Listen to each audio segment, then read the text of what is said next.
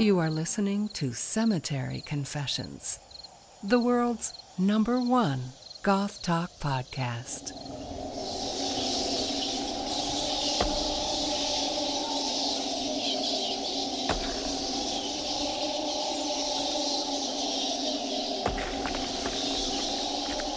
Hello and welcome back to Cemetery Confessions, the goth talk podcast, where we bring on a brand new guest each episode to take a look at socio-cultural perspectives around our music, our identity, our fashion, and the experience of being involved in the goth community. This episode, our guest is Bianca Xunise, who is a artist from Chicago, actually, and she's also a writer and a teacher, among many other things. We're going to be taking a look at an article from Obscura Undead and talking about the divisions we've seen over time within our community and how we feel that those have been misrepresented or effective among the culture. So we're going to be looking at stuff like cybergoth, stuff like romantigoth and pastel goth, these sort of aesthetics that were controversial at the time. We're going to be looking at the notions of whether or not aesthetic even has anything to do with music from the 80s until now and what the sort of online debates around that are. We'll be talking about the elitist versus poser debate and sharing some stories about that. We'll be talking about local communities and genre and music and how music has impacted us locally and impacted the goth community online. We'll talk about some of the issues that young goths face, how goths that have been around for 30 or 40 years feel about that. We'll have an album review from the band The Coventry, and we'll be sharing our Sinister Suggestions among many other things. So thank you so much for joining us. As always, I am the Count. I'm here with my co-host Trey and Bianca. Bianca, when did you first realize you were goth? The short version is my parents were club kids, and I'm just a second generation club kid. That's really like the heart of it. Like the longer version of that is, so my parents went to art school. My dad went to Columbia. My mom went to Ray Vogue Design School, which is no longer, but it was like the fashion school in like the 80s. And like they met like being weird and yeah, but then what happened was my parents got divorced. My mom got caught up into the Jesus stuff, but she was like, for some reason she told her, or she was convinced that like music of her generation was okay, but music of my generation was evil, so anything from her generation back was fine for me to listen to. Mm-hmm. But in that case, I when I was younger, I listened to like a lot of Motown, a lot of 60s stuff. I was like really into like the Yardbirds and like the Turtles and the Monkeys and stuff when I was like a little girl. Yeah. But then when I got older, I got clever, and I realized that also meant like punk and new wave. So we would like go to the thrift store, and I'd be like, "Oh, can I have like this Susie Sue album or whatever?" And she was like, "Oh yeah, I love Susie. You can listen to that," and that was cool. And so as long as it was just like anything pre-1990, she was totally fine with it. But now I'm like this annoying jukebox to all my friends where we'll just be at a restaurant and there'll be a song from 1965 and I'll be like, oh, well, this is, but that's kind of my life. It was just it was just kind of like my scapegoat. And as long as she was like, well, you know, she's behaving, she's staying out of trouble, so I guess I'll let her have the music. And then as I got older, I got into more contemporary things when I went off to college and snuck around in high school. But when I was a kid, yeah, that was really how it really happened. Was just I couldn't listen to popular culture, so I really kind of missed the Spice Girls and NSYNC and all that kind of stuff that was like really popular to millennials in like the early aughts and the late 90s. Yeah. So when Britney people Spears. are like, so people are really excited about that stuff, I'm like, I know of it, but I don't really know too much about it because I wasn't allowed to listen to it, but I was just busy being weird. I feel like that's kind of like a lot of kids are like, the way they became the way they are now is through kind of roundabout ways of just like solitude and just like, well, this is like my safe space. It's something I've carved for myself, and that's kind of how it was for me.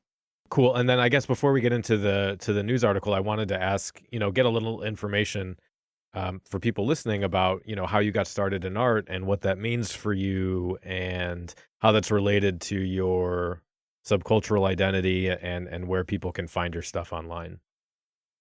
Oh, yeah. So, kind of just backtracking to what I was saying before about just being kind of just like not being able to really express myself into modern culture when I was younger.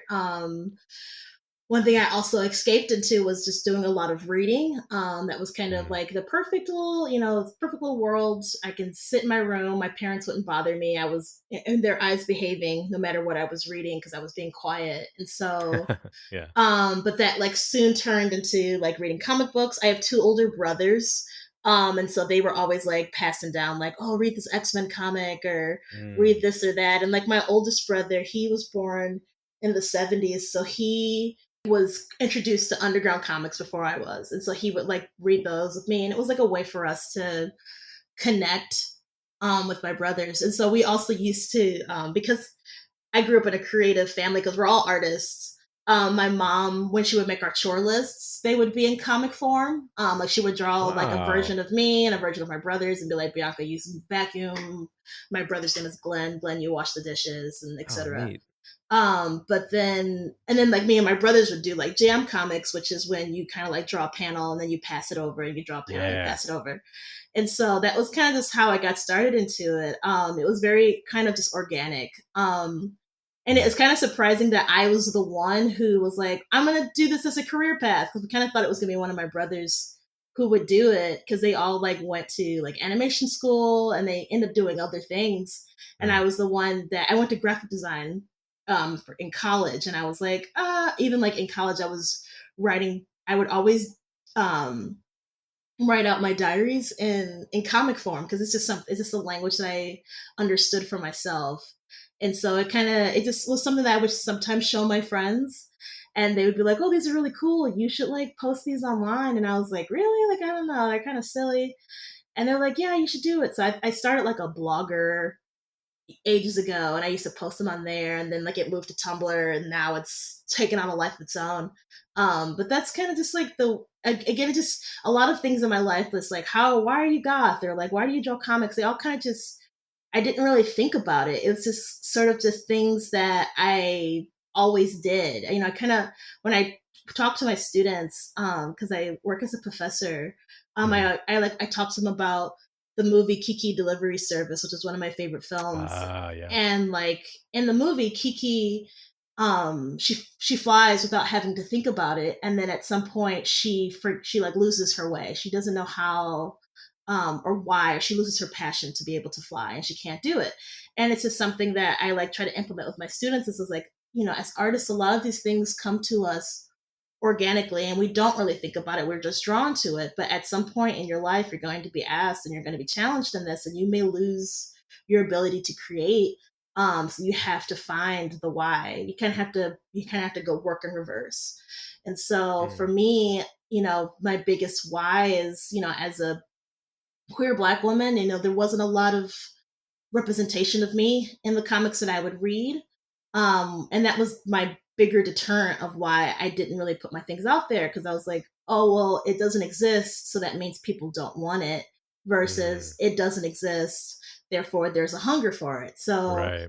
it kind of took me a while to kind of gain the confidence of putting my work out there. But the more I did, the more people are like, oh, wow, like, I feel the same way as you do. And it isn't always necessarily like, oh, there's another Black goth girl who reads my work and she's like, you're exactly like me. Like, that does happen and I'm very grateful that it happens. But sometimes it may just be people who are just outsiders in their community, regardless of their background or their interests or how they dress.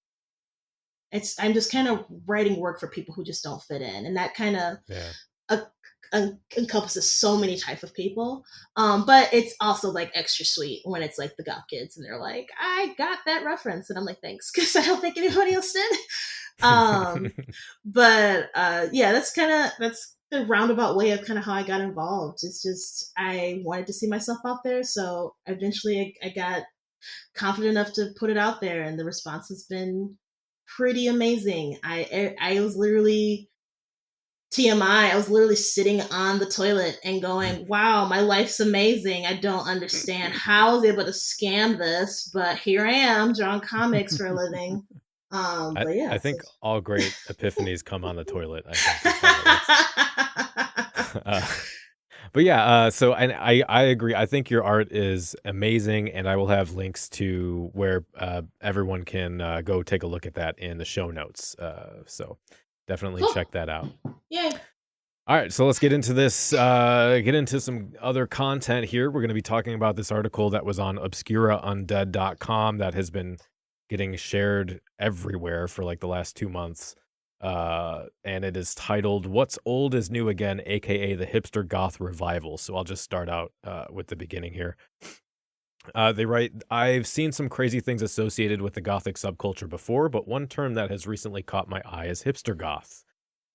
Well, actually, let me ask real quick. Have either of you heard anyone use this term before?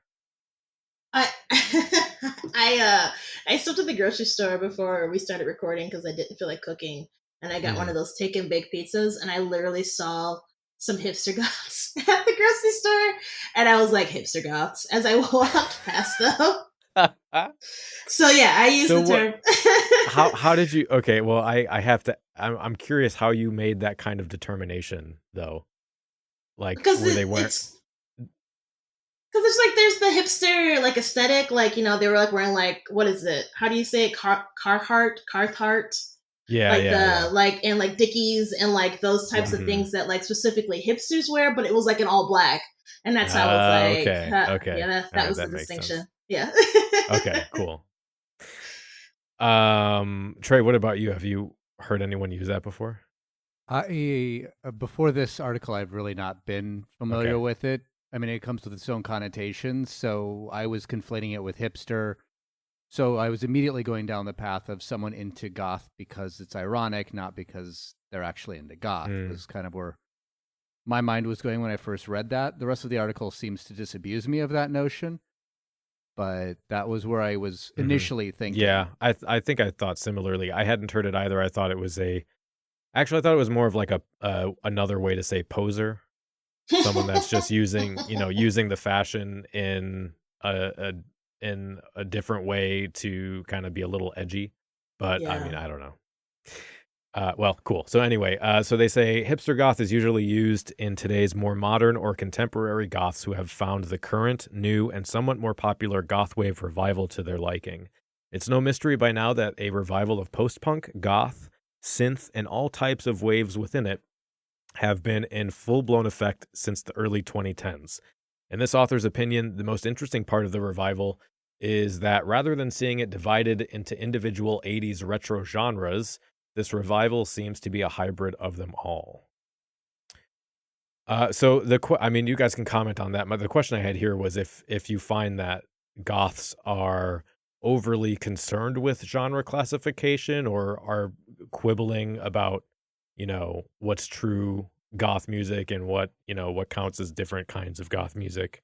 I don't think that can be generalized necessarily. I know there are plenty who are. I think they are misinterpreting the 80s because I always felt the 80s, especially with the post-punk side, was not so keen on genres because none of the genres really existed. People were just kind of doing their own thing. And the genres came later when the music historians were trawling through the historical 80s and going, oh, this is this, and this is this, and now we're developing all these styles and sub-styles. And it seemed a little bit more in maybe the late 80s, but definitely through the 90s, where these sort of calcified genre classifications became very much the norm in my experience. Yeah, that's really good. I feel like that's something that maybe we don't really think about, but it's very true how a lot of these sort of labels that we have now did not exist when this was happening, and kind of backtrack to what I was saying before about like things just kind of where kids just do things organically without thinking about it, which I think that's the distinction between, say, just your run-of-the-mill goth kid in the middle of Podunk USA who's just this is just what they're drawn to. They don't really I couldn't really explain why I liked goth culture. It just made sense to me and it fit. when a lot of other cultures did not. Versus hipster goth, it's kind of like they're studying it, and then they're like, okay, well, I'm just going to put on this character of what I think I should be doing. Versus Mm, this is just like I just like this. mm. Okay, that's interesting. Do you think someone can go through that process of trying to be, well, for just to keep with the terms, hipster goth, because they feel like it will give them some, make them cool or some social capital, and then end up actually realizing, oh, hey, this is something I'm into, I want to discover the music? Or do you feel like they're just gonna move on to something else? I think both. I think that Yeah.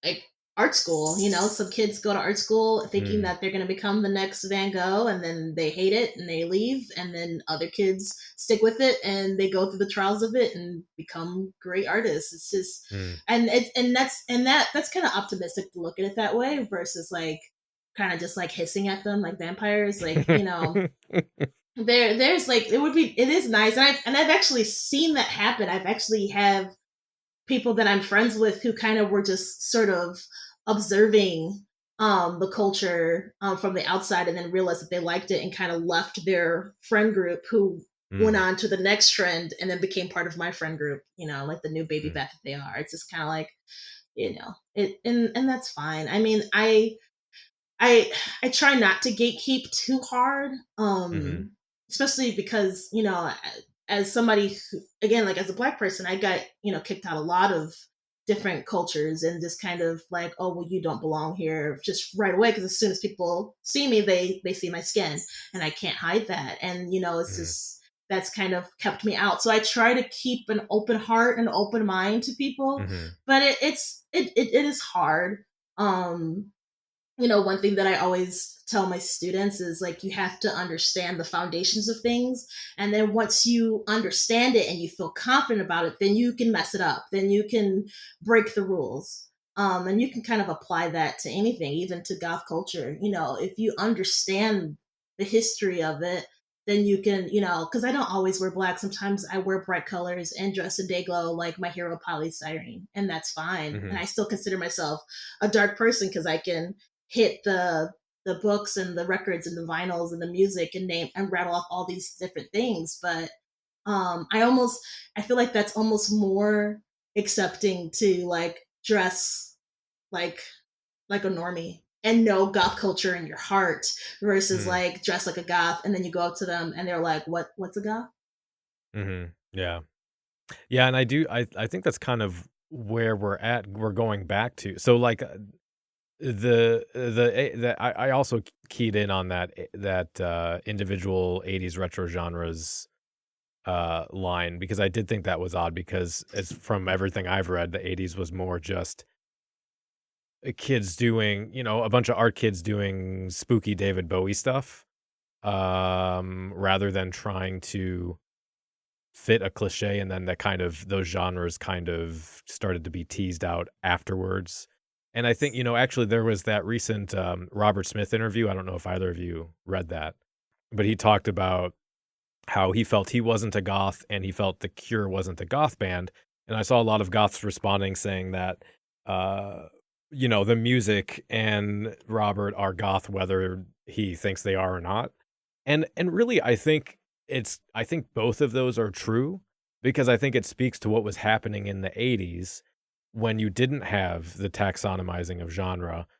And you have Eldritch, and I think Susie's talked about how she doesn't relate to goth, and she wasn't making goth music.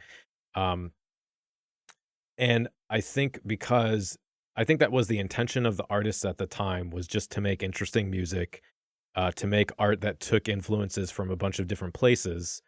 And then over time, those influences were adopted into the goth milieu and became kind of what we know as goth. And I think that is what makes the best kind of goth music. Personally, I mean, like I I know I like, and I know a lot of people like the goth music. A great recent modern example is Son Sombre. They're pure goth cliche kind of music. That basically all of the 90s was that. Just like pure, this is as goth as we can make music. And that's fine, but I think there's a reason why people talk more about the 80s than the 90s, and it's because it was that new frontier of blending of influences. And I think that the music today, more that we're talking about this wave music, and there's a lot of other music out there, I think it more closely resembles the 80s than it does the 90s. Yeah, and that's not to say that classifying music is bad. Mm-hmm. I think obviously genres are useful from just a practical utilitarian perspective. Yeah. And I also think from a discourse, like a cultural discourse perspective, it's valuable because goth is largely defined by the music. So when we are talking about and debating what is and isn't goth music, in a way, we're kind of debating what is and isn't goth. So I do think that's important, but I think there can be too much emphasis placed on that. Yeah. Well, yeah, I think that's always a tension you see in art circles, not, in any of the arts, whether they're visual arts, visible arts, audio arts, whatever. There's always going to be this tension between the artist who has this passion to create whatever is in their heart or whatever they're feeling, and the people around them who want to analyze it and determine what is it, what makes it work, what is it doing. And there's always this tension there when that outside force says, oh, you're this thing, you're making this thing.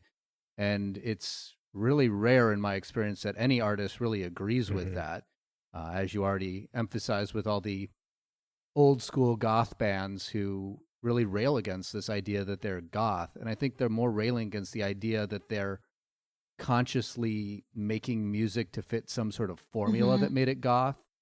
And that's the main stress there, not that they were creating a music that appeals to someone with a certain aesthetic, but this idea that, oh, you just followed this template and created this style of music as a reason to cash in or whatever, especially after that style becomes popular. Then it becomes even harder to get an artist to admit to, oh, I'm creating this popular style of music. And I think genres, I've expressed this many times before, but genres are a very useful tool, but they become a problem when they become sort of a prescriptive tool or a template with which to create art. Most of the art that I really enjoy is the kind that, blurs those boundaries or will take, some sort of genre stereotypes or genre tropes and subvert them in some way or mix them with something that seems on its surface to be, antithetical or very different from the original, but somehow it merges into a new piece. So, that's generally what I really enjoy. All right, so let's move on. They say many bands today in what I will call the current goth wave revival very often incorporate 2 or 3 genres into one. This is evident in bands such as She Passed Away, post-punk cold wave, CeeLo Fan, post-punk goth minimal dark wave electro EBM, Jacuzzi, post-punk cold wave dream pop, Winter Severity Index, post-punk shoegaze, Drab Majesty, post-punk new wave, Haunt, dark wave synth wave, Kayla Mikla, synth, post-punk dark wave, and so on. Goth wave revival has created quite a degree of fuss within the gothic community itself because Can I jump in here real quick? Yes. That whole last paragraph where they were breaking down all these bands into their sub-genre components is almost a great example of them doing what they were railing against in the first place, because being able to, even though they're saying these bands are multi-genral, they're still able to pick them apart somehow and assign them to a very explicit mix of genres. So, kind of falling right back into that same genre trap. It's created quite a degree of fuss within the gothic community because we are either calling this music goth or the new step or evolution of goth, even if it actually is a throwback to the foundation sounds and styles of the genre. The goth wave revival is beginning to cause a split within the current goth community itself, just like the divide the scene went through back in the 90s when the gothic and dark romantic aesthetics began to flood in.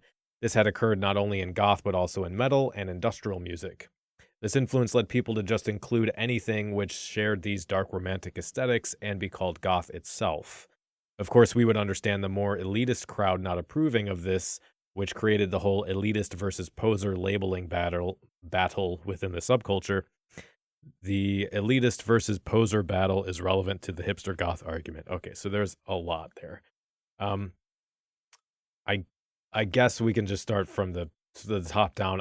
This probably isn't representational since we're all in Chicago or around Chicago. But have you gotten any sense of the new music causing a split in the scene? That feels really dramatic to me. Not really. The only thing I can ever even think of that comes kind of close to that is, when Sarah's doing her individual night that she does at Demon Tap, where she plays exclusively goth released after the year 2000. Mm-hmm. There's always, she always expresses when I'm chatting with her this tension because she still gets requests for Bauhaus and Sisters and Susie, even though it very explicitly states this is for new goth music.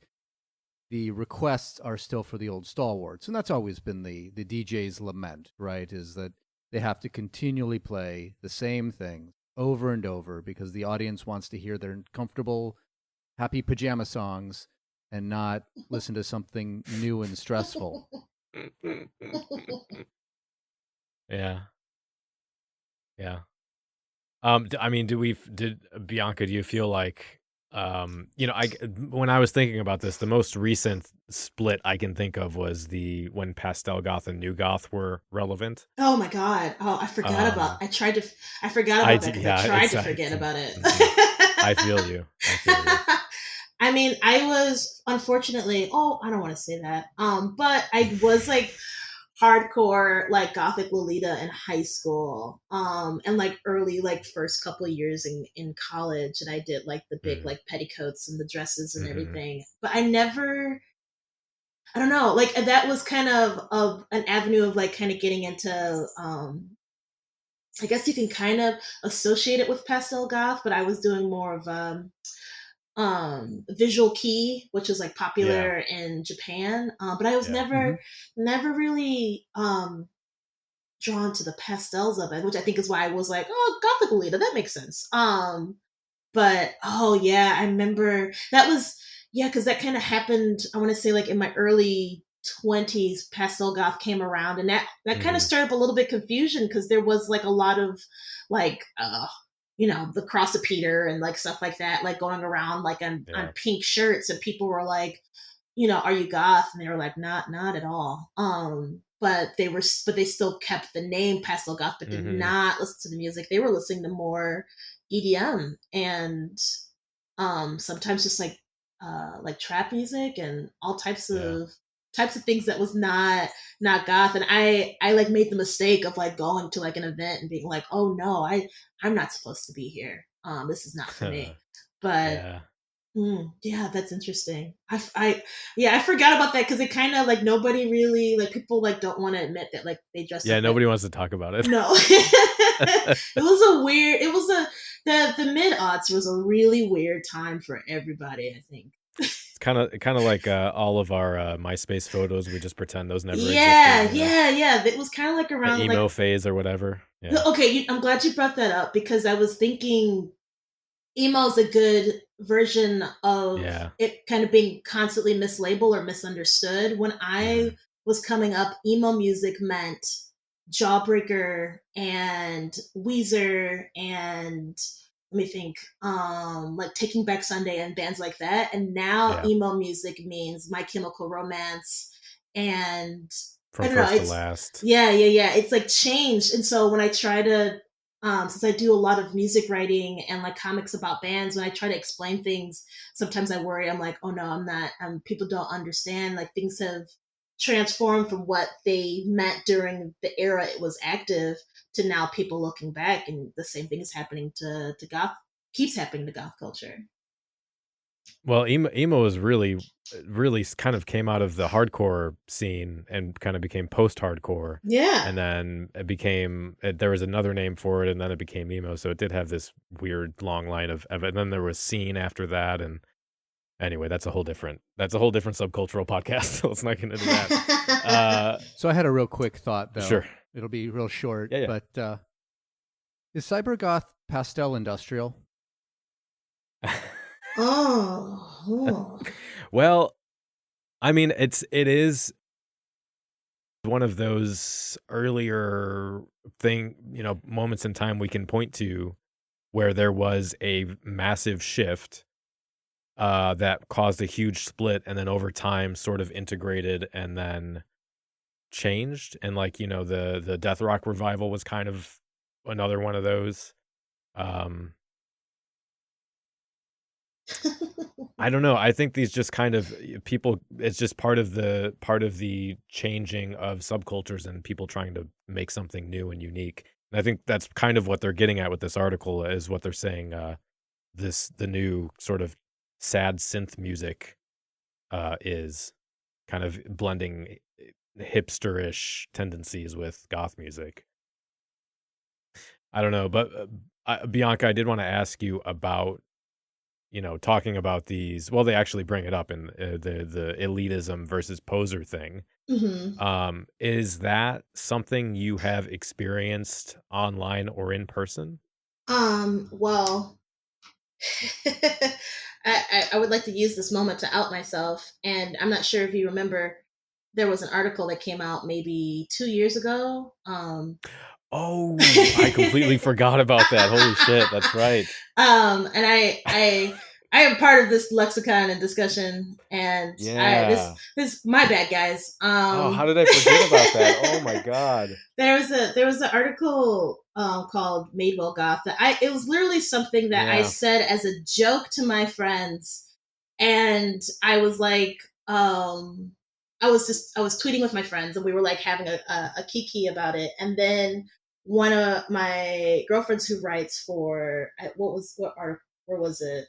I don't remember where it was posted anymore. She was like, "Hey, I got a deadline. Do you mind if I just use your term for an article?" And I was like, "Yeah, whatever. I don't care." I didn't think that it was Paper Mag. Paper Magazine. Oh, I like that. I didn't think the backlash that was going to come from it had come. She got roasted. Woo, I did too. What are you talking about, man? Yeah.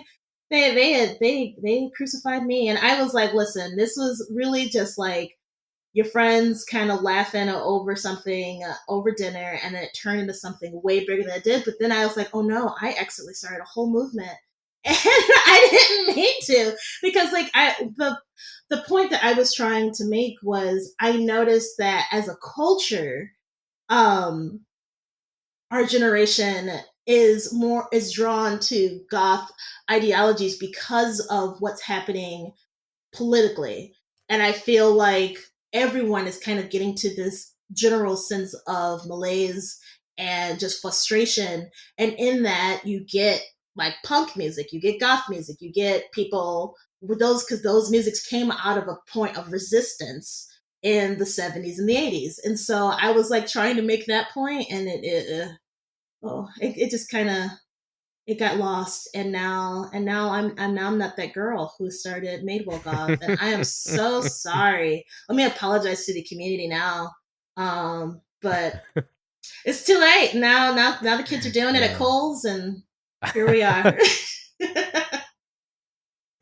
So I guess my thoughts about this whole thing is, I kind of see it happening both ways. So it's almost exclusively online in my experience. Although I've been thinking about that recently. I don't know if that's a fair distinction between online and in-person discourse, because I assume the people that are doing this online are also goths and part of a scene.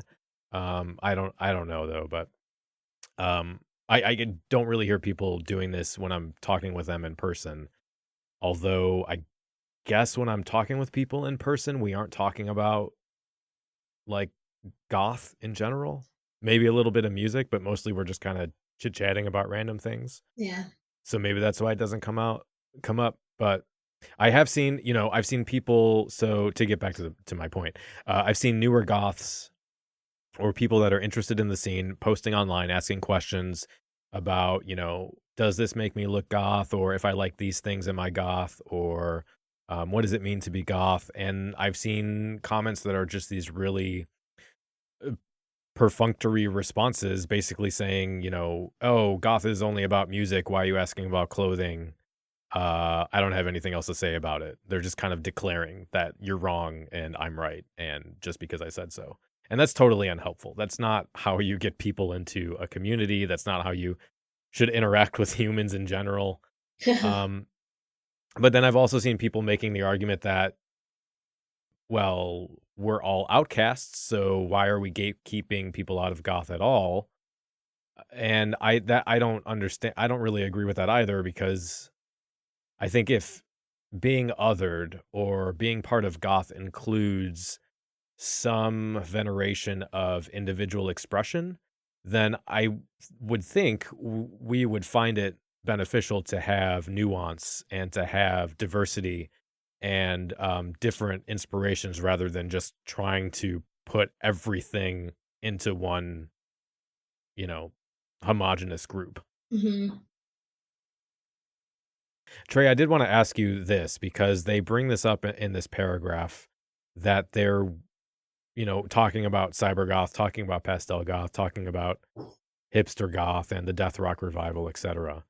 In that line of these moments in goth history that kind of spurred debates about what is a true, authentic expression of goth, they mention romantic goth style in the 90s as causing a split.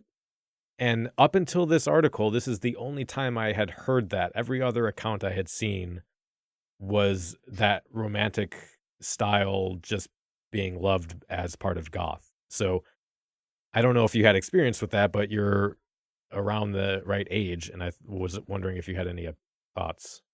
I mean, I really never noticed any real experience with that personally. I can see where the tension would be, especially when you're comparing, the sort of very polished aesthetic of a romantic goth, where it's fine clothing and high fashion, Victorian nobility kind of thing, in comparison with the goth roots of thrift store finds and DIY fashion for, basically the lower to, working class roots. So I can definitely see a friction there, but I never experienced it myself. And especially since my aesthetic through the 90s and still bleeding into today does lean more towards that romantic goth style. That's what I am drawn to most. And I've never gotten any shit for it when I go in with, big flowy shirts with ruffles and vests and long coats and things like that. I've never gotten anyone saying, what are you supposed to be? At least not from within the goth circles. Yeah. I mean, it dovetails right with the sort of pseudo-vampire aesthetic, which is what it came out of, as far as I'm aware. And that's always been more or less accepted. So while I could see where there could be some friction and a split, I never experienced it. Yeah, I don't know. For me, Gothic literature and the romantic goth aesthetic was just always part of the scene. Even if you weren't, hardcore, drink absinthe every night, wear frilly shirts everywhere, that stuff was still incorporated into other people's wardrobes. So I don't know. All right, so I'm going to skip over this whole section about the 90s. My summation is that they basically say goth fell out of the mainstream, EBM and industrial became part of the club scene, and being a goth was hard. Okay. But I didn't think anything in there was actually worth reading and talking about, so I'm going to skip down. Mostly agree. Skip down to the changing tides. Cool. So they say, fast forward to the goth scene today, and it's apparent that the goth wave revival seems more publicly accessible and has better exposure and media coverage than goth probably ever did since the late 80s. It may seem that history is repeating itself as we are seeing some goths begin to reject this new wave of goth music, but why? This type of music was what many goths were craving when the whole industrial, dark electro, and agrotech EBM invasion took over. Anything dark and underground in the club scene in the 2000s. Remember when goths themselves were saying that not enough goth music was being played in the clubs anymore? I don't have to remember that. That's every time I go out.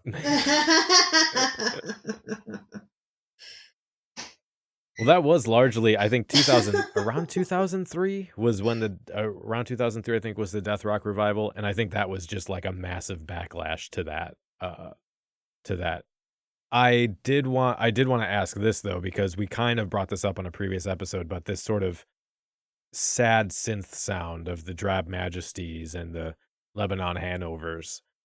Do you guys going out to clubs and things see people getting tired of that? Are they complaining that too much of that is being played or not enough of it's being played, or? It's hard to. Okay, wait. I had an answer, and then I thought maybe I should think before words come out of my mouth. But it's hard to. It's hard to tell because we're so incredibly blessed in Chicago because we have so much to choose from. When I was in New York over the summer for a Comic-Con, but I decided to stay extra so I could just hang out with my friends up there and do things part of the scene. And I was like, wow, you guys are very. I was surprised because it's New York, and New York should always kind of have this it was quote unquote better than Chicago, and there should, because it's so large and it's so dense, and there should be more diversity. And there's 2 goth nights, and I was like, what? I was like, in Chicago, there's if you really want to, there's almost something to do every day in some sort of goth sort of wave. Even you were, before we were recording, you were asking if I was going to Shimmer. That's it's Monday. There's something to do. I was doing something last night, something to do tomorrow, there's something to do Wednesday, and it's just and the music, you can kind of pick the night to the style of music you want to listen to. Do I want to do shoegaze today? Do I want to just go to Wax Tracks night? Do I feel like, twirling and being spooky? What do I feel like doing? Versus, just being just one style. So it's kind of hard to tell because we have so much to pick from. We're spoiled here. Yeah. I mean, I agree with most of that as well. I mean, it's hard for me to get to some of the swoopier nights because they're usually on weeknights, and the weekend ones where I can generally get out tend to be a little bit more on the dancey music, heavy, your EBM, industrial, etc., with less, though not no, soupy gothy stuff played. But we do have a lot of variety here, but I'm not really in a position. I mean, if I was DJing or working as a promoter or something like that, I might be in a position to hear more complaints from people saying, oh, why don't you bring this type of act in? Or why don't you play this sort of thing at the club night? Or you play too much of this or bring too much of that kind of band in. So I'm not really, I guess, situated, since I'm mostly just a patron, though I will hang out with and chat with the promoters and DJs, but I've never really dug in and said, hey, what's your feel towards, are people happy with the style of music that gets played? Do you get a lot of tension when you play something off-brand, or do people seem excited about it? I mean, definitely when I go out to Nocturna or Medusas, and they do play the odd, more traditional gothy song or something that's outside of the EBM agrotech genre, there still are plenty of people that come out onto the floor. It's not like the floor clears as soon as Fad Gadget gets on the line or something. So I've not seen a lot of that tension where people are, I guess, feeling there's too much of some bad music that gets played. I mostly hear people saying they want to hear more variety in general. At least that's, and maybe that's just selective hearing too, because I'm hearing what I also agree with, rather than hearing people who are like, no, more of this, steady beat dance music from, dawn till dusk, whatever. Yeah, I tried, and Bianca, I completely agree with what you said. I tried to think of some examples of this because I was, I was thinking, are we actually seeing less diversity? But I don't think that's the case. So you have festivals and events like San La Muerte in Texas. You've got La Petite Moore, which you brought up, Trey, which is the goth music past 2000s. You have events in Chicago specifically that cater to different sounds. So Shimmer was brought up, which is more shoegaze and ethereal. Nocturna is obviously the big event where you do get a whole variety of music played. And thinking about concerts, we've had a lot of tours recently that were not the kind of sad synth music. You've got Clan of Zymox is coming up next month or the month after. Dead Can Dance is next month, I think. April. Oh, they moved it? Oh. As far as was I it always know. that far? Oh, Jesus. Okay. That's where I got my tickets for. So Okay. I think it's April. Hopefully you're right. And not me. Theater of Hate just did a tour. That was so good. Pad Carsoda played Burlington Bar. You had Pink Turns Blue just did a tour with La Urs. None of those are these kind of synth bands. The last show that I went to was the Boy Harsher show, and even though that's obviously synth heavy, I did think there was a huge diversity in that lineup. You had Feline to open, local Chicago band, which is very kind of dancey synth pop. The band after that was Spelling, which I had never heard of or seen before, and they absolutely blew my fucking mind. Agreed. Like that was a divine, transcendent moment. It's just this incredible, like, primal ritual music. I don't know how to describe it, but it was amazing. It was like John Carpenter meets Kate Bush meets Bjork meets, like, I don't know what was going on, but like teenage Bianca like stood there and cried because I like wish I had saw that 20 years ago, because like I needed that. That show has stuck with. I bought their album as well, and it's just amazing. So you had them play, and then you had Boy Harsher play, and Boy Harsher is an electronic band, but they've got a really diverse catalog. They have some like very classic 80s industrial sounding tracks, and then they have some really like drum and bass kind of tracks and some more techno kind of tracks. So I think there is a lot of diversity going on, and especially I think in the last year there have been a lot more goth rock releases, and I don't know, maybe that is kind of a reaction to this goth wave music we're talking about. But I brought up Son Sombre. Diavol Strain is a band I fucking love.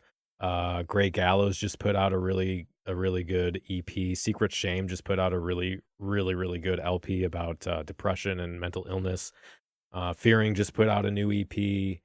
I'm sure there's a bunch more, but this kind of more goth rock, post-punk sounds those bands are out there making really interesting music.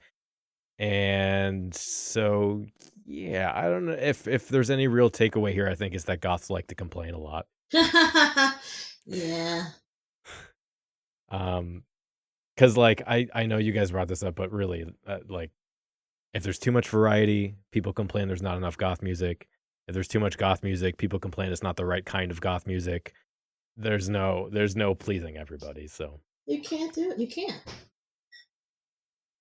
But at least we're carrying that tradition of being whiny into the future. Suffering is key to the community. Yeah, there we go. It's part of the brand. So let's see, what do they say? Okay, so moving on. 40 years after goth's beginning, goth music is more accessible than ever. And for the goths of old, this had positives and negatives. In certain cases, a goth in the 90s who had a hard time finding out about music in underground genres may be creating some type of envy towards some of the new aspiring goths who are growing into the current goth wave revival. In a time where being a goth today seems to be completely the opposite of what being a goth in the 80s and 90s was. Today's goths are way more socially acceptable in the public eye, and we now have YouTube, Bandcamp, social media, etc. to find and download music. You want to know where the next club night is? Google it or search goth events in your area on Facebook. You don't have to ask your local goth DJ anymore. Hell, you can become your own goth DJ if you have a laptop. DJ Azzy made this joke on an Obscura Undead video where she said at some point every goth is a DJ, and I thought that was right on the nose. True, but that's historically been the case too. I mean, it's not like you're any less of a DJ when you're making mixtapes. Yeah. goths today don't have to necessarily go through all the sociocultural issues that goths had to deal with decades ago. To some goths of old, being a goth today under this revival has become a type of fad, as the music and aesthetics are popular among the younger alternative crowd and was made by putting modern ideas into old sounds and musical ideas that old goths were already intimately familiar with. So my question here is, I guess, do you think that the scarcity of information, the search to acquire it, of ages past builds character or dedication in some way that we're missing now that we have access to all of these resources, or not? Fuck that noise. Yeah. Yeah. Yeah, they got real cynical there. Whoa, take it easy. Like, I mean, the every generation will have their struggles. It may not be in the same way that we have struggled of older generations, but there's still something. I mean, like, you can't say, like, just because there's camaraderie via social media, because yeah, I did like notice that. Like, I was like, wow, I didn't have this when I was growing up. Like, I didn't have Instagram. My social media was Flickr pages and some live journals. We had Zanga. Like, it was like the beginning stages of it. But like the goth girls, yeah, they're popular. They get a lot of likes. You see the likes, and you're like, oh, well, I didn't have that when I was coming up. I was hated. But yeah, between the internet, these girls are, or boys or non-binary kids are liking each other and supporting each other. But you don't know how their day is at CVS. Like, you don't know, once they put the computer down, what they face in their Yeah. everyday lives. Like, that's kind of, you're making judgments because you're seeing things that are popular via the internet, and you're not actually you don't know what their parents are saying to them. They're probably saying the same thing our parents said to us. I mean, it's like, just calm down. Like, it's not suddenly, just free and easy and perfect to be goth now, and they will never understand the struggles that we went through, because they may have the access, and the access that they have. I do sometimes, like, bite my lip and just like, Jesus, I did not have this type of access at all. Like, I just kind of, I would sit and listen to what is it, XRT and Q101, and just wait for them to play the Yeah. extended version of Soft Cell's Tainted Love, so I could record it on my tape. Yeah. Like, that was kind Yeah. of, that was what I had to do. But I'm happy for them that they have this access, that they can search these things, and they can and find it. And the weirdos and the kids who are going to stick with it are going to stick with it, and the kids who aren't. Like, let's not pretend that we don't have people, or we didn't grow with people in our community who were goth, and then one day they're like, I'm done with this, and they left. Yep. So yeah, in that vein, I was driving around with a friend on Sunday, and I put on Q101 usually when she's in the car, and I turned it on, and Tail End of Bela Lugosi's Dead was playing. What? Yeah. Wow. On Sundays, they apparently do sort of an alternative / alt, I think, or alt / or something like that. Sort of an alternative retro show, and of course they were, 'tis the season, so we're in Halloween times at this point. That's true. There are a number of, I don't know if these are mostly college stations, but there are people out there that do play a radio hour of goth music. I have a couple friends I know of, Sarah Suda and Leah Bush, that do it, but I know there are others. There's probably other people on my friends list that I'm not remembering, but yeah, I know I have a that is friend a down thing, in Champaign, or the local college radio station down there. He does a goth show, pretty much. I don't know if it's nightly or if it's weekly, but he does have a goth show down there, or a goth industrial alternative whatever show, and there's always been something in that vein down there as well. Yeah, so my take on this is, if you ever run into an old goth complaining about how access to music and clothing means that young goths are just going through a fad, or that goth isn't as meaningful to them as it was back in the day, just do what Trey said and tell them to fuck off. I think there are a few reasons people feel this way, and I think one of the main reasons is the lack of a relationship with actual young goths, which kind of puts you into this frame of mind where you're constructing the idea of what you think a young goth is, rather than basing your opinion on lived experience. Because from my perspective, especially recently in the last few months, I've been spending a lot of time with goths that are between 18 and 21. Kat, Kurt, Eileen was the Eileen, one you just met the last time. yeah, Melody, Autumn, and like people online too. But I I think my perspective on that is the access to information that they have has made them proper goths, that I think they know they're far more goth than I was like the first 5 or 6 years of me considering myself goth, just because I didn't know shit and I was just trying to figure it out as I went along. Yeah. And so the idea that these are just that all these young kids are just in it for a fad or fashion and there's no substance and they don't care about anything just doesn't make any sense to me, because I'm hanging out with people in the scene that are that age, that are really committed to the culture and want to be involved and are trying to make connections and that kind of thing. So I don't know. There's one guy specifically I know of that is this dude who is just stuck in the 90s, and he was a DJ in New York. So if you know who I'm talking about, you know who I'm talking about. And he just has this idealized view of his youth and complete fear of the modern era, and that fear of modernity leads him to castigate the youth, and it's totally unhelpful. The future is now, grandpa. I mean, it's just and you know, that's just, but to cut it off at the head before I start getting comments. It's not to say that an ongoing discussion that engages in boundary work for goth culture is wrong. I don't think that's wrong. I talk about that a lot as well. But when when we start excluding new goths just because they have the internet now and it's not the way that I experienced becoming a goth, that just, you know, fuck off. It's not helpful. You're not the savior of goth. You're not helping anybody. You're just making the scene a worse place, I think. Yeah. Well, for me, for the less cynical and flippant response to this whole thing, especially around the struggles that, you know, old goths went through compared to how easy it is with newer goths and how they don't get spit on in the streets and whatnot. You know, yeah, it makes it easier to be a goth, but you know what that means? That means that the blood that the older goths shed served a purpose. It actually moved society in a positive direction. It paved the way for a better society that's more accepting of these alternative cultures. And sure, the new people don't have to bleed like you did, but your blood wasn't in vain. Your blood served an important purpose to move our culture. You know, in my mind, and in sort of the way that Goth has tried to push it, it's moved the needle forward in a direction that makes it a better society. So why are you going to complain about the fact that your struggles had an effect?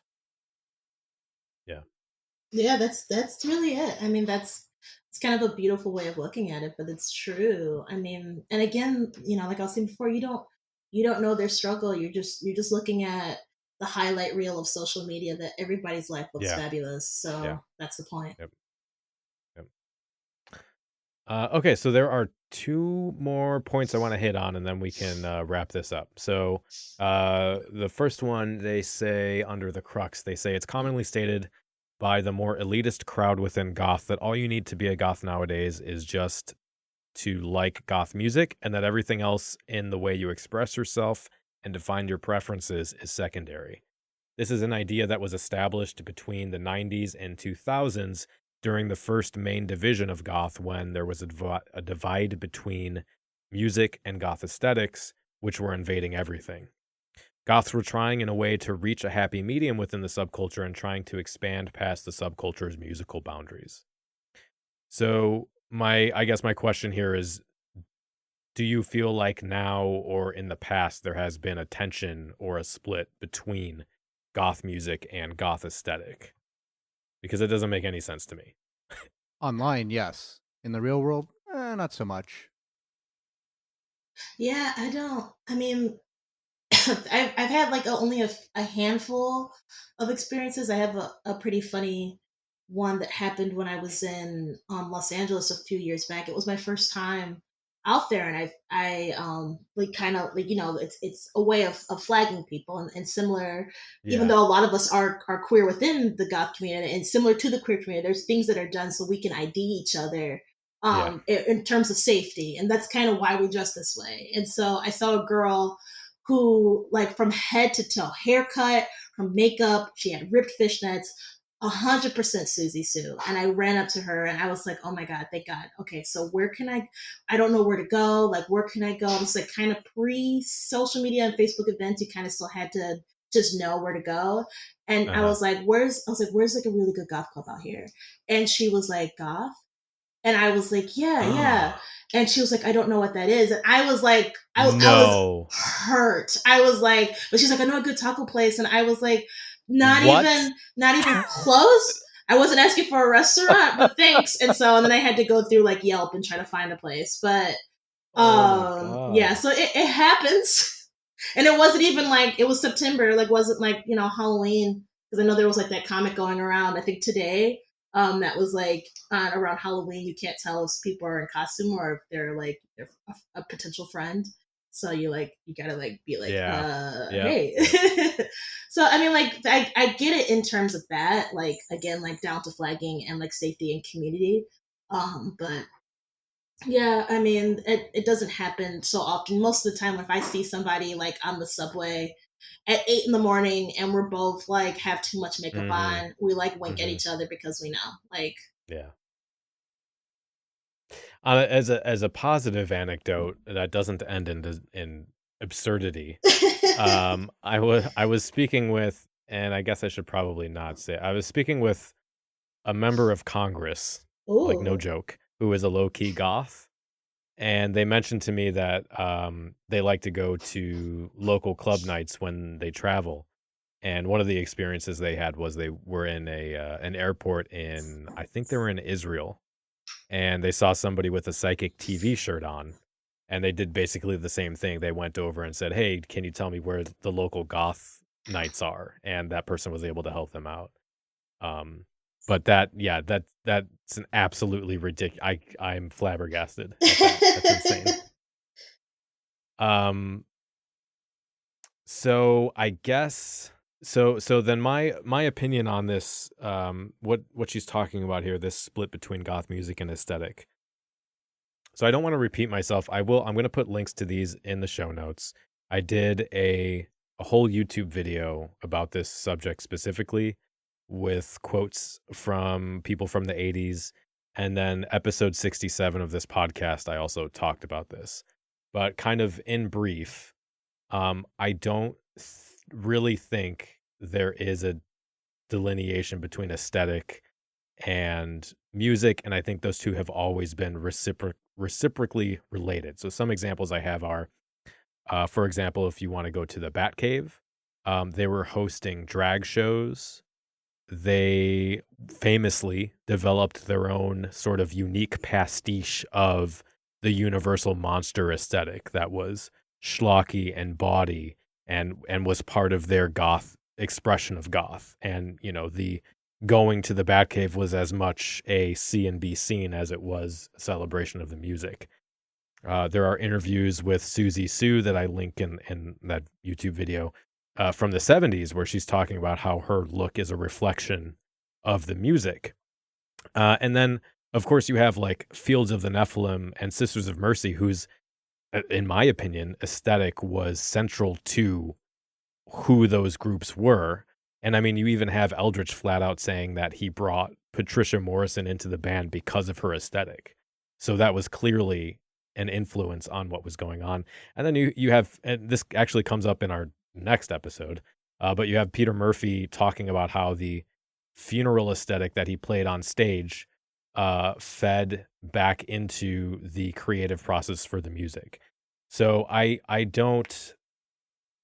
think the idea that there's a split between aesthetic and music seems odd to me, unless you're just talking about one-offs. And again, for example, that person that you spoke to that didn't know what goth was, again, we don't know what's going on in their life, and where did they get that inspiration from? Maybe no one has actually taken the time to say, check out these bands because I think you would be into them. Maybe they just saw it on Pinterest or something, and and try to look like somebody else. But Or they really love goth bands and love the aesthetic, but they've never heard of them as goth bands. There's this music I Sure. like, and these singers dress like this, and I'm dressing The like taco the music. singers I like. Yeah, the taco music. Who knows? Who And knows? so, I mean, you never know what people do or do not know. So Yeah. when you throw around a term that, may be obvious on the surface exactly what it means, and everybody should know it, that's not guaranteed to be the case in all circumstances. So who knows if that conversation went longer, who knows where it would have gone? It could have gone nowhere, or it could have been a revelation. Yeah. All right. So this last point here, they say it's also been said in some circles that the Gothic subculture, and I'm not even gonna touch that. The Gothic subculture has lost all sense of counterculture as Goths today don't necessarily have to prove anything in a society that is. Oh, I'm sorry. I thought somebody opened my door. Let me go back. The counterculture ghost is opening your door. Yeah. It was probably my cat. Counterculture as Goths today don't necessarily have to prove anything in a society that is somewhat more open-minded about the macabre. For example, back in the 90s, you saw a Goth walking down the street and everybody would say, "Oh, look, a devil worshiper. Please, God, bless him so his soul can be brought back into the light." In today's world, you see a young Goth walking down the street, and now many adults would say, "Oh, don't worry, he's in his Goth phase. You know how crazy kids are today. Maybe he'll grow out of it at some point." Okay. Okay. So, I mean, that's kind of the same statement twice. Yeah, just one time I know. invokes God. Sorry. Yeah, that was redundant. I'm sorry. Like, you literally just said the same thing twice. Like, so the one thing that I've encountered was the new hot goth, I would say, or at least where a lot of the youths, Generation Z, is kind of associating goth with is Billie Eilish. I get that a lot, and like, I don't think her music will ever get played in the goth club. Maybe. I'm curious to see where she's going to go with her music. Because at first I was very like hesitant to it. I was like, what the hell? And then I was like, you know what, you're young. You're trying to figure things out. But yeah, she's 17. Yeah, exactly. But she released a video recently where she like plays like this fallen angel, and like the response to it was the exact same response that people would say about goths of yesteryear, of like, what, like, oh my god, this is gonna brainwash the kids to want to worship Satan, and what is she like, this, like, turn this off, and the churches are like banning Billie Eilish, and don't let your kids listen to this, and it's of the devil. And I'm like, so it's the same thing. Like, even if it doesn't sound the same, it's the same. Yeah, I mean, that's the thing, is that's not unique to Billie Eilish. Like, that, from Lady Gaga to Katy Perry to whoever, there have always been Elvis pop stars doing weird things. Yeah, pop stars doing weird stuff that get labeled as the Illuminati or Satan or whatever. I don't, and honestly, like, because I've seen Pale Waves, Katy Perry, like, all kinds of pop musicians get labeled as doing a goth thing by the music press. And then that kind of filters down to like really young kids who don't know any better. But I don't think Billie's ever said that her music is supposed to be goth. I think she's just trying to do weird creative stuff, and then other people are putting that on her. So I've seen some interviews where she briefly addresses it, and she's talked about being interested in some goth things, but never really being a goth. Yeah. So yeah, I mean, that's fine. So she's Robert Smith. Cool. That's not controversial at all. So the question I wanted to ask here, Bianca, for you specifically, is if you have any thoughts about it, is do you think of goth as a counterculture, and if so, what does that mean? What does it counter to? I was gonna say pumpkin spice lattes, but I drink I drink those anyway. So I'm drinking one right now. So maybe not. I mean, again, like, we live in a sanctuary city. There's a lot of art and culture in the Chicagoland area, but if I were to drive, an hour out, I would stand out.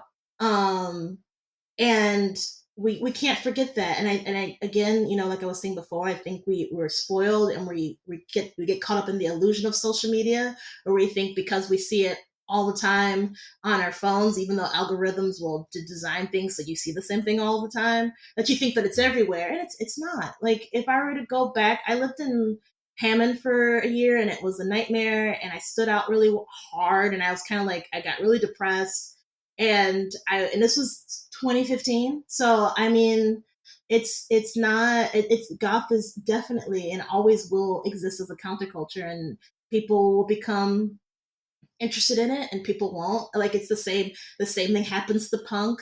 I mean, look, if you look at my mom's a fashion designer, so I kind of see how things kind of go into the fashion industry and then come back out, and it's a weird cycle. But counterculture will always influence the trends, and then, because at the end of the day, capitalism just wants to what's going to sell, what are the kids into, because whatever was popular has lost interest, so let me go into the underground and see what the younger people are doing. Okay, this is popular, let me pull it to the forefront, it'll become popular again, and then the cycle continues. Like, it's just, at the end of the day, it's just capitalism that's ruining things for us. But one day it won't be popular anymore, and we'll still be here on our velvet, dancing to the same songs that are almost 100 years old at some point, and having a good time. And it's fine. Like, I'm not gonna let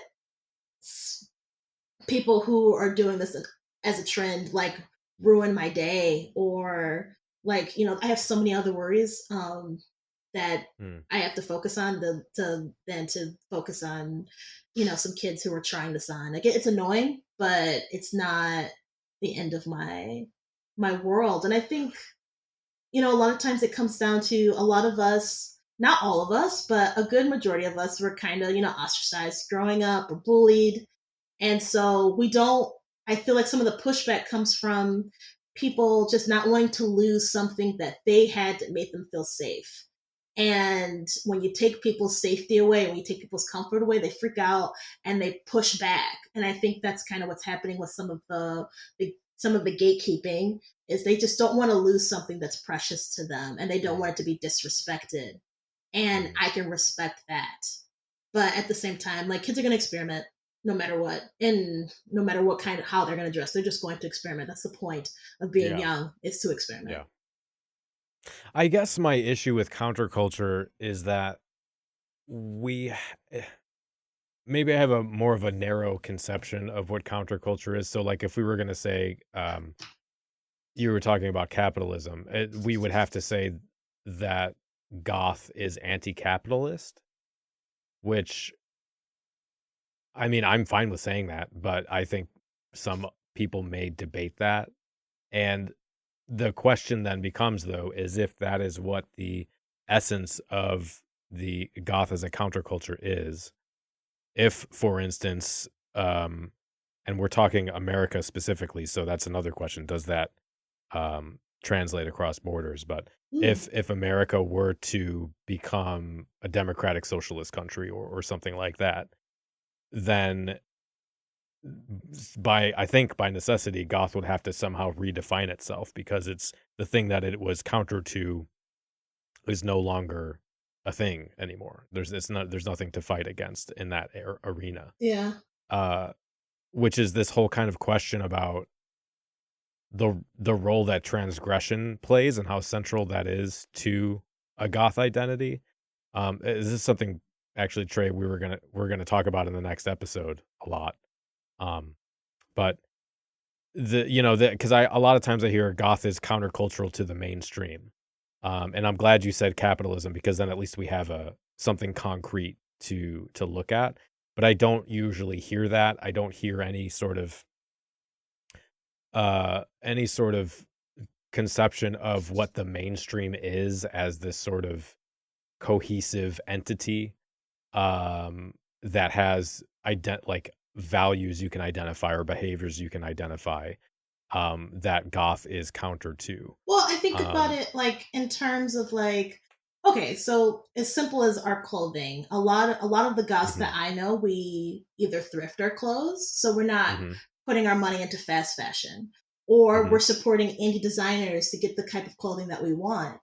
And so, like, so we're not supporting big box brands either. So there's still, so Mhm. we're not doing this as mass culture would just go to a box store or Forever 21 or whatever, and then pollution and all that kind of stuff. That's a whole nother tyrant on something else. But Yeah. Yeah. it's just kind of like there's a community. It's unfortunate, but to exist as a community that is, I don't think I don't think everybody's conscious of that, of because you're supporting an indie designer or because you're thrifting your clothes or things like that, you are benefiting the environment.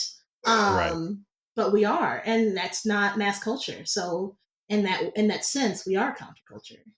And I think what we need to be doing is making more positive claims like that. Like goth is specifically uh invests in niche goth artists, and also does these sort of recycling programs for clothing for environmental reasons, that goths are feminists, that goths are explicitly sexually diverse, or advocate for specific treatment of other groups, kind of like the Sophie Foundation does. I Yeah. think I would like to see a lot more people making positive statements like that, because I feel like whenever I do that, I get a lot of pushback from people saying that's not what goth is about. It's just about music. And then they make these kind of vague assertions of individualism and not being like the normies, but without having any specifics, so they don't actually have to defend any kind of claim. And I just think that the idea that goth is just the response, goth is just music, uh, is just too reductive and really kind of intellectually dishonest, because goth is, I mean, goth is more than just a sound. Like it just is. It's more than just a sound. So I think that kind of discussion should be happening more often. Yeah. I mean, it's almost kind of sad in a way that like the goth community is a community that accepts diversity and, gender and race and sexual orientation and all of these things is accepted within our community, and because of that we're counterculture, versus as that should be the culture, everyone should be this way, but we're just the only ones who are doing this, and not just us, like there's other groups that are or that behave in the same way. But it's why I was drawn to, this is the argument I have to have every Thanksgiving of like, Bianca, why are you doing this? It's just because of, Mm, this is my safe community where I can feel like I can exhale and not be afraid of who I am, versus when I yeah, enter other communities and I have all these guards up because I'm worried. I'm just like, okay, well, what if they find out that I'm queer? Or how do they feel about me being black? Or how do they feel about me being goth? yeah, It's just, there's all these things, versus when you're within the walls of, the Metro and Nocturna, I could just be myself and I don't have to yeah. worry about all of my worries that I carry with me every single day when I leave my apartment. There's also the idea that, well, if goth is just a musical subculture, that doesn't necessarily go counter to the idea that they have ideas and thoughts and a direction and a meaning, because the music that makes up goth is not a purely abstracted instrumental style music. It Neutral. almost Yeah, always has lyrical content. It almost always has ideals being expressed, and there yeah, is not a true, it's not just one big message, but there's a general milieu of lyrical themes that tend to permeate almost all goth music, and they all have to do with kind of that ideal that goth is pushing around, as you already said, the individualism, the acceptance of difference, the, why can't you accept me for who I am, and all of that yeah. is definitely thematic, as well as just the expression of passions and emotions that, a lot of mainstream society frowns upon. When you're expressing outwardly anguish and pain and depression and fear, and all of that stuff is stuff that, you're supposed to keep to yourself, and goth music says, nope, I'm going to shout it to the rooftops. And that's why I think that response is often just completely disingenuous, because you're appealing to some sanitized version of just a genre of music and emptying it of all philosophical or political content. And even if you're going to reduce it to like goth music is this sound and it's just about spooky stuff. Spooky stuff is spooky because it's placed within a cultural context and has meanings behind it, right? So it gets under my skin when I see people just say, "Oh, no, goth is just about music." It's not about creating safe spaces for trans people or for people of color or whatever. Like even if it's not something that important, like, you know, goth isn't making any kind of philosophical statement about capitalism or whatever. Like, I think that's just a way to dodge the question and avoid thinking critically about who you are and what you're involved in. Sure, it's a way of avoiding uncomfortable topics that somebody doesn't feel they're prepared to, or doesn't want to engage with, whether they agree with it or not. It's work to fight those sort of battles, to engage with that sort of thing, to kick against the status quo in a way that, you know, is going to lead to repercussions when those in power decide, you know, you're making too much noise, so we're going to hammer you down. And there's always going to be a fear of that and a reticence to get involved with that. So I can understand people shying away from being told that because you're involved in this, you are making these statements and making these claims. And they're like, no, I'm not, because I don't want to be associated with that, because I don't want the repercussions. And that's not necessarily going to be everybody. There are going to be people who just don't even think about it and just are listening to the music, the aesthetic, and don't pay attention to the lyrics or the themes or the activism that any bands that they like happen to do. There's always going to be people who have a relatively superficial relationship with the art that they enjoy. That's just the nature of things. Art has many, many layers of meaning, and not everybody is going to dig all the way in. And even the people who do dig all the way in don't always get it right. Art's, you know, a dialogue between the consumer and the producer, and, you know, what you get out of it isn't necessarily what the person who made it intended.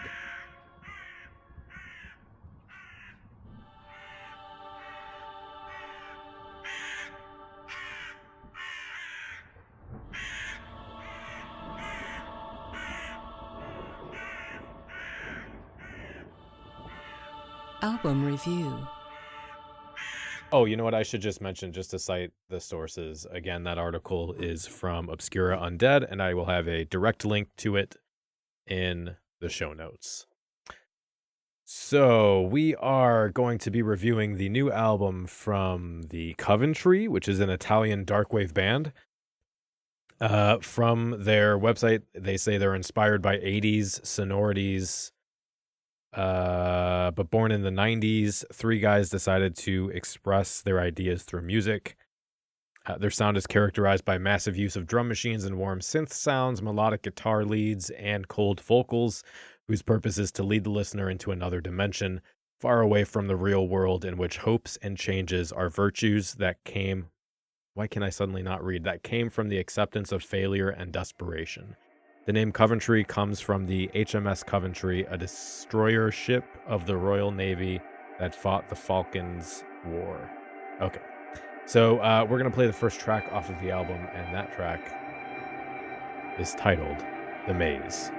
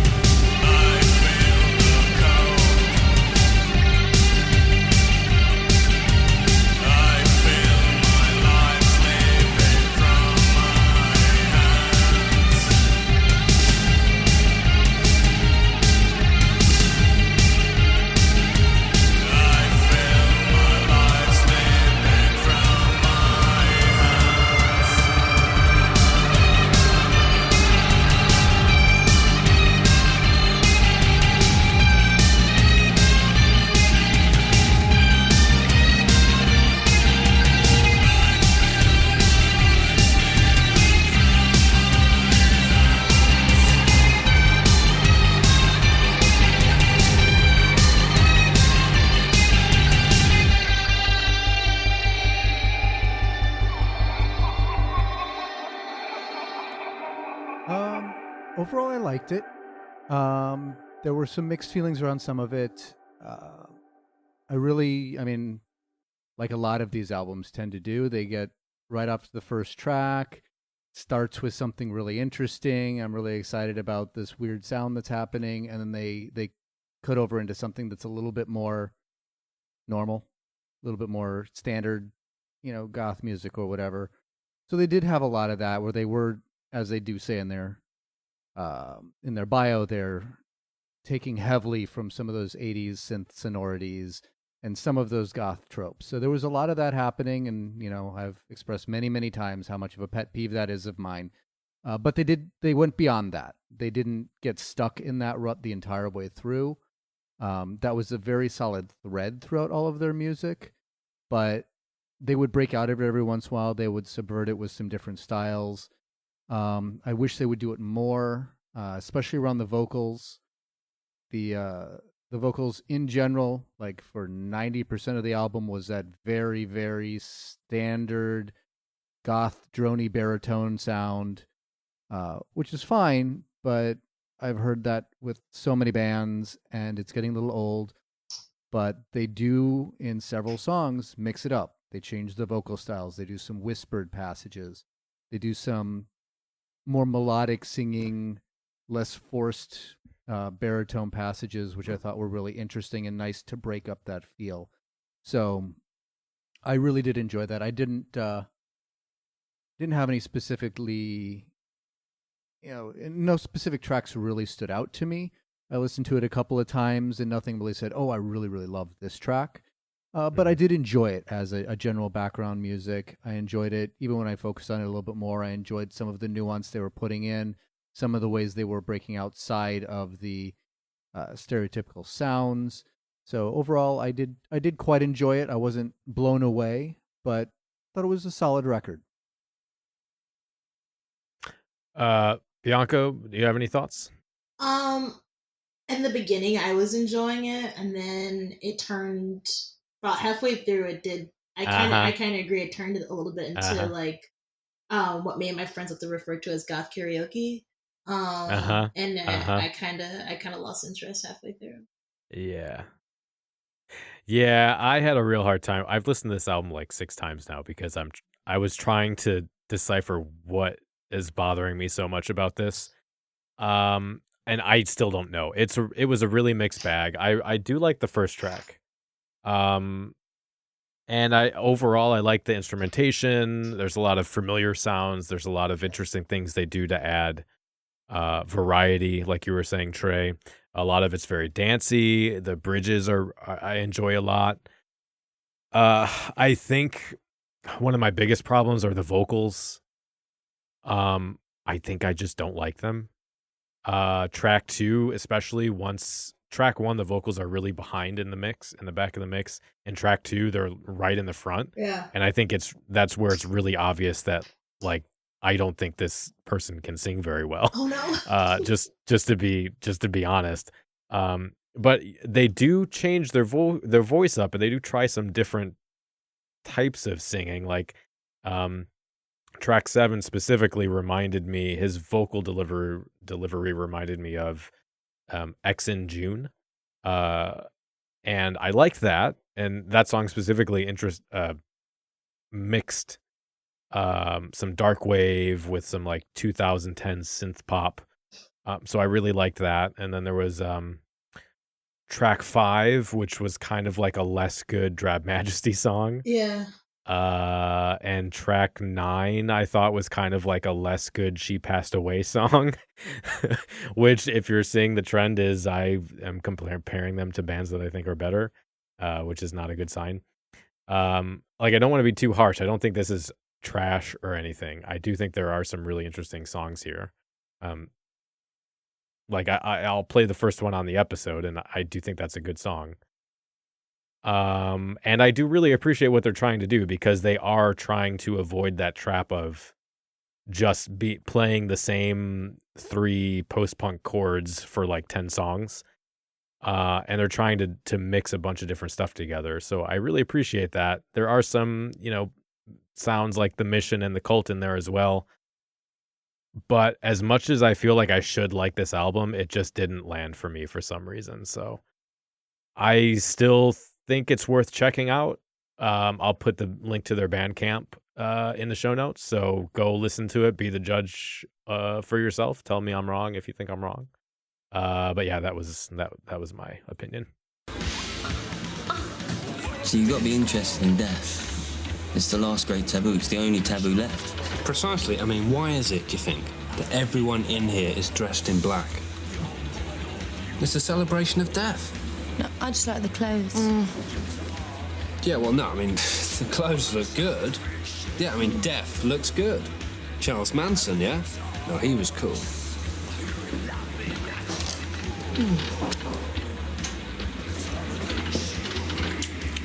Don't know if I mentioned it before, but I'm actually a vampire. Sinister Suggestions. All right, so my sinister suggestions for this month, I'm going back to recommending music because people were complaining about that. So here you go. One of them was spelling, which I think I basically talked about already. But I'm going to link to her Bandcamp, and I definitely recommend you listen to their music, but I even more so recommend you see their live show because the pageantry and the drama happening on stage was just really made that experience on top of the music. And then the other band I'm going to recommend, I think I actually mentioned it earlier in the episode, is Pad Car Soda. I heard about them because they were playing San La Muerte Festival. They're from Hungary, and they're kind of like more Darth Rock. We need more Darth Rock. Death rock, goth rock, some like dark punk kind of sound. It's I like it a lot. I think it's a really good, especially if, like the author of that article, you're sick of the wave sounds. Definitely check them out. Their album just came out last year, I think. So those are my recommendations. What do you guys got? I also just kind of wanted to. I saw that you had spelling on there, and I was like, oh shoot, that was gonna be mine. But yeah, double recommendation on that. Like, it was, again, just like unlike anything I've ever seen before. Yeah. And it made me excited about, even though like we're probably about the same age, but it made me excited for the next generation. I was just like, well, you guys are in good hands.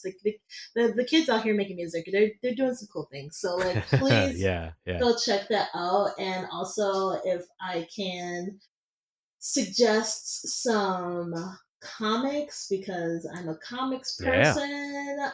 Let's see, like it's spooky season, so I would have to recommend checking out Jamie Hernandez's new book, Have You Seen Me? That one's really great. It's about, if you're familiar with Love and Rockets, a very like dear to heart for punks and goths series. I got to hang out with him a couple times this past month because we were both special guests at the Small Press Expo out in DC. And in that particular storyline, he brings back the characters from the 80s and the 90s. And it's kind of the one thing that's really awesome about his works is they age in real time. So the comic is about bringing the band back together to do this local festival, and they're like now in like their 40s, and it's kind of just talking about like aging and music and the scene and all those types of things. So I feel like that's a good one to read on terms of that. And then just like something fun is My Pretty Vampire by Kate Skelly. If you're into like 1960s sort of Jean-Luc Godard, powder puff girl sort of femme fatale sort of aesthetic with vampires, check that out. It's very endearing and sweet and very kind of like girl power, but I love it. So those are kind of like two different comics on the opposite end. And then I also like recommend my own work, but I don't know if that's self-serving, but That was going to be the closing question. Where can people take a look at your stuff? So go ahead, let us know. Sure. Okay, so I have stuff everywhere, but if you want to see sort of just personal narratives about mental health and growing up weird and being Black and goth and punk and all those types of things, check out my column on shondaland.com. It's updated monthly. They're longer narratives.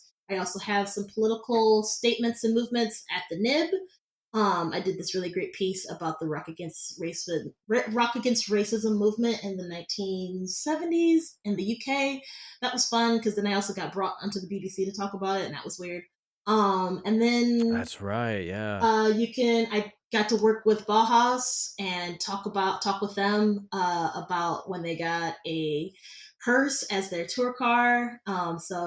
Yeah. They have a lot of like cute little like music comics on Riot Fest, which is a local organization, and they give me the space to just interview the bands that I love. And I'm doing a new piece. I'm actually literally drawing as I'm talking to you guys right now, but I'm doing a new piece about local post-punk band Ganser. They have a new album coming out. Oh my gosh, let me plug that because I'm like one of my besties is in the band, so please check out their new album. Oh my god! But I'm doing a piece on them, so that should be really cool, and hopefully that'll be out by the end of the week. But yeah, if you're into music stuff, check out my stuff on Riot Fest. If you want to just see sad comics about being sad, check out some of my personal narratives. But I'm all over the place. There's tons of awesome stuff. But everything's Bianca Xunise. If you're curious how to say my name, it's Eunice. Instagram, Twitter, Facebook, all those things. Come say hi. Come tell me why you were really mad that I started the Madewell Goth thing, and I will say I'm sorry. And I will do my best to link every single one of those things you mentioned. I'll send things to you. Yeah. Okay, cool. And then Trey, what do you got for a Sinister Suggestion? So I was kind of scrambling for what I could find here. I didn't have anything that really jumped out at me, but a couple of things that I've run across over the last month or so. One artist that I kind of got into a little bit, though I need to listen to more of her stuff, is her name is Debbie Friday. She kind of does a bit of a mix of kind of punk with a little gospel, noise and industrialish type sounds as well, just kind of all blended together with some girl power and feminist themes running through it as well.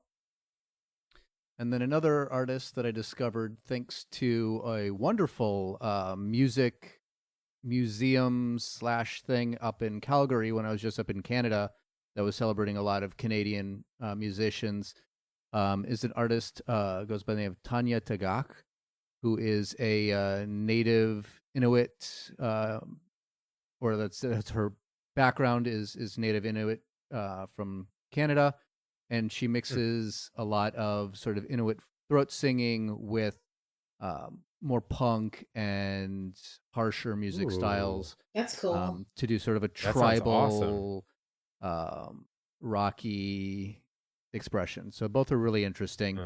I don't have any particular album picks, but I do have some. Well, for Debbie Friday, I've got a Bandcamp, and then for Tanya Tagaq, I've got basically her own personal label page, which links to Spotify and all those fun things. Tanya also has a TED Talk, which was kind of interesting. Thank you so much for coming on. This was actually a lot of fun. I'm glad I had a chance to talk with you. Yeah. I loved having you on, so thank you for taking the time. Thanks for having me. This was great. In 2 weeks, we're going to be back with a brand new episode where we review the new book, The Evolution of Goth Culture, The Origins and Deeds of the New Goths by Carl Sprecklin. And we're going to be talking through the content of that book, which works through the 80s, 90s, and 2000s to the modern day, talking about the influence of a variety of musical acts.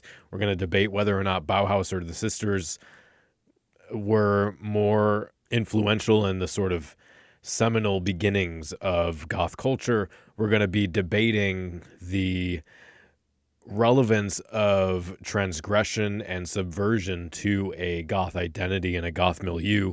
And we'll be talking about some of the philosophical and sociological frameworks that Carl employs to construct his theory of alternativity, how subcultures form, how those cultures interact with a broader cultural context, and talking about a number of his case studies around Whitby Goth Weekend and the lives of goths on the internet, and whether or not goth is in danger of, in fact, becoming obsolete. That's a pretty controversial claim that he makes, and we're going to be looking at the evidence for that. And then, of course, after that episode, we'll be coming back with the long-awaited Gothquisition, the return of the Gothquisition. And I can't give you any details, but it's going to be a very, very special episode.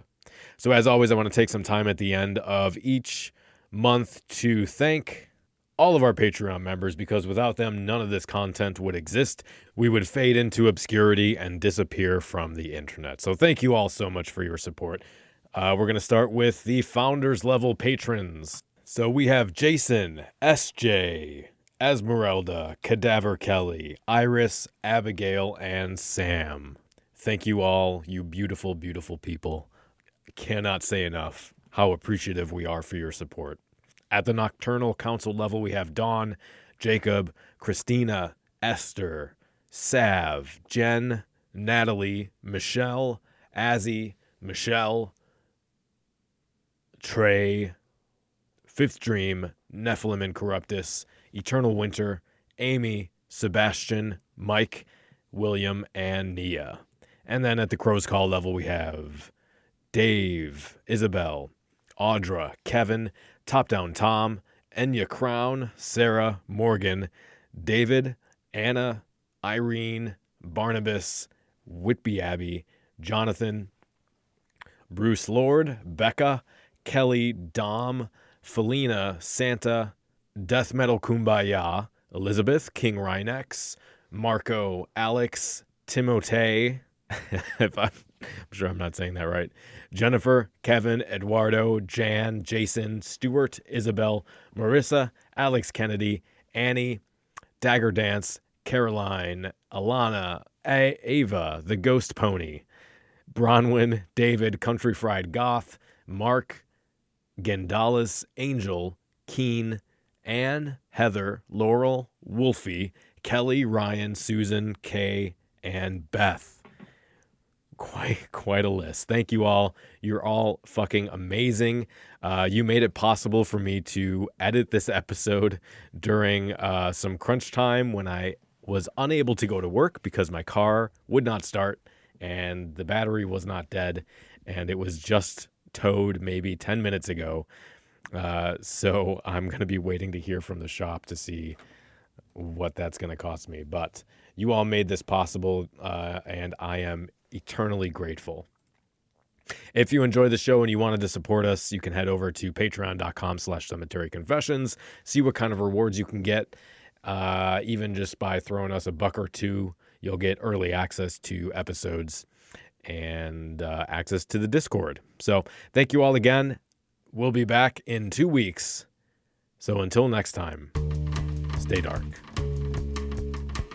The preceding program is a member of The Belfry, a network of blogs, podcasts, and videos for the darkly inclined. Go to thebelfry.rip for more information.